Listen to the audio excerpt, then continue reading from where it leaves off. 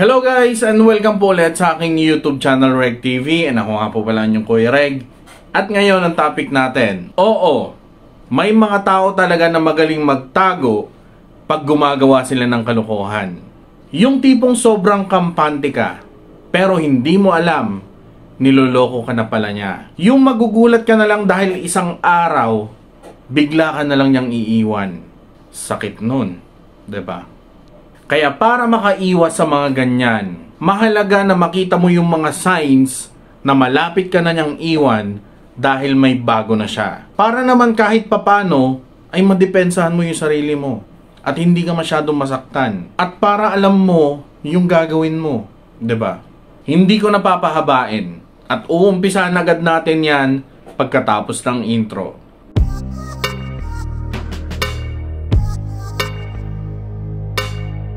So ano nga ba yung mga signs na malapit ka na niyang iwan dahil may bago na siya?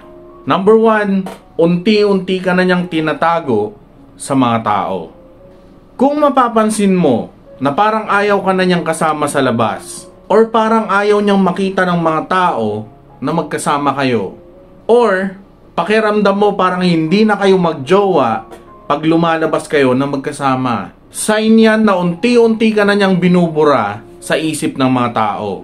Kinukondisyon na niya yung isip ng mga tao na parang ikaw na lang lagi mag-isa. Dahil pag nasanay yung mga tao na nakikita ka na laging nag-iisa, papasok sa isip nila na baka wala kang jowa. Or baka hiwalay na kayo, 'di ba? Kaya kung nasa sitwasyon ka ngayon na parang mag-isa ka na lang lagi pag lumalabas, sign na yan na unti-unti ka na niyang binubura sa isip ng mga tao na jowa ka niya. Dahil sa future, may binabalak na siya na iwan ka. Number 2, bigla na lang nakikipaghiwalay. Karamihan sa lalaki na nakikipaghiwalay na lang ng biglaan o kaya hindi siya makapagbigay ng sapat na rason kung bakit kanya hihiwalayan. Kadalasan, dahil yan sa may babae siya.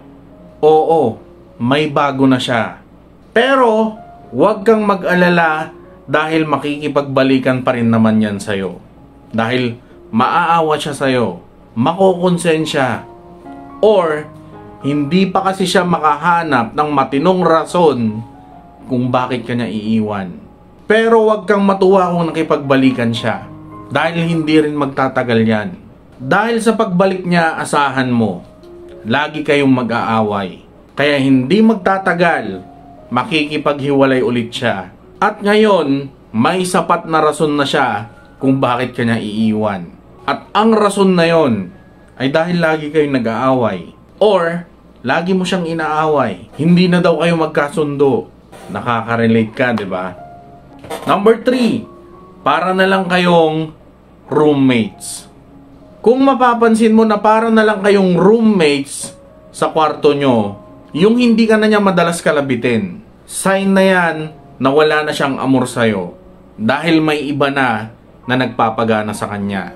Kaya ayan, kaya ka na niyang tiisin na hindi ka labitin kahit na umabot pa yan ng isang buwan or higit pa. Pero ito, tip ko sa inyo, para hindi maghanap ng ibang kakalabitin yung mister or boyfriend nyo, huwag nyo siyang laging tinatanggihan. Ibig sabihin, okay lang tumanggi, pero huwag lagi. Dahil pag lagi mo siyang tinatanggihan, masasanay yan. Or, dahil lagi mo siyang tinatanggihan pag kinakalabit ka niya, sa iba siya mangangalabit. Oo, mali yung ganon. Pero pagdating dyan, may mga lalaki na hindi na iniisip kung tama pa ba yung ginagawa nila or mali na. Dahil para sa kanila, ang mahalaga ay yung makuha nila kung ano yung kailangan nila. Kaya kung mahal nyo siya, huwag nyo siyang sasanayin na laging nabibigo kapag kinakalabit ka niya. Dahil malaki yung epekto niyan sa relasyon nyo. Promise. Number 4, nag-uumpisa na siya na maghigpit sa pera. Kung napapansin mo na parang ngayon, sobra na yung paghihigpit niya ng pera sa'yo. Yung alam mo naman sa sarili mo na hindi ka magastos, hindi ka naman nagsusugal, pero ibang-iba na siya pagdating sa pera ngayon kumpara noon. Sign na yan na hindi na magtatagal, iiwan ka na niya dahil may bago na siya. Nagtitipid na siya sa'yo dahil nag-iipon na yan para sa bago nilang apartment or para sa bagong titirahan nila ng bago niyang jowa. Mas ginagastusan na niya ngayon yung bago niya. Sa pang-date nila, sa pambili ng iPhone, galante ang mga manloloko sa mga chicks nila. Promise. Kaya pagdating sa'yo, wala nang natitira. Or, sobrang hinihigpitan ka na sa pera. Number 5, kung nahuli mo siya sa parehong babae. Kapag nahuli mo ulit siya na niloloko ka niya at pareho lang sila nung babae na nahuli mo rin dati, umpisahan mo nang mag-impake. Unahan mo nang iwan yung lalaki na yan. Dahil sigurado, iiwan ka din yan dahil doon sa babae na yon. May kilala kong ganyan eh. Ipinaglaban pa rin niya yung lalaki. Nagpakasal siya doon sa lalaki. Dahil feeling niya pag kinasal na sila, hindi na siya babalik doon sa babae.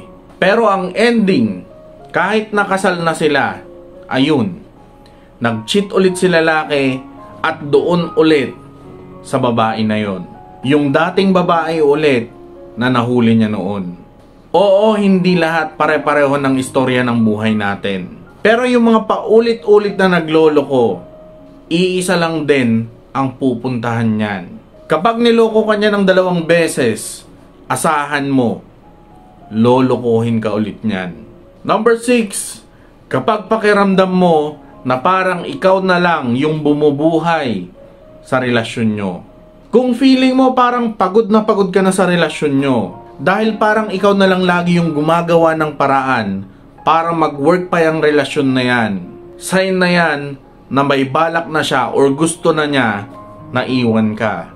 Hinihintay na lang niya na ikaw yung mapagod para nang sa ganon, ikaw na lang yung bumitaw, magpapa-victim.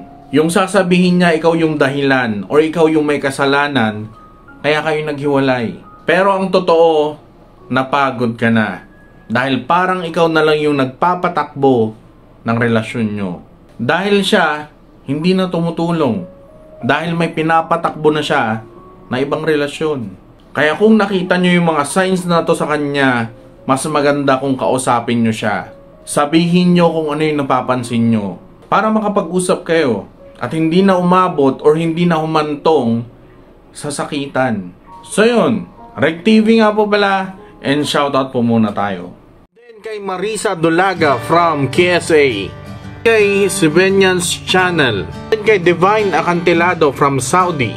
Yun yung mga nagpapa-shoutout sa last video natin. And yun, maraming salamat sa panonood. And ingat kayo sa mga kinaroon. God bless.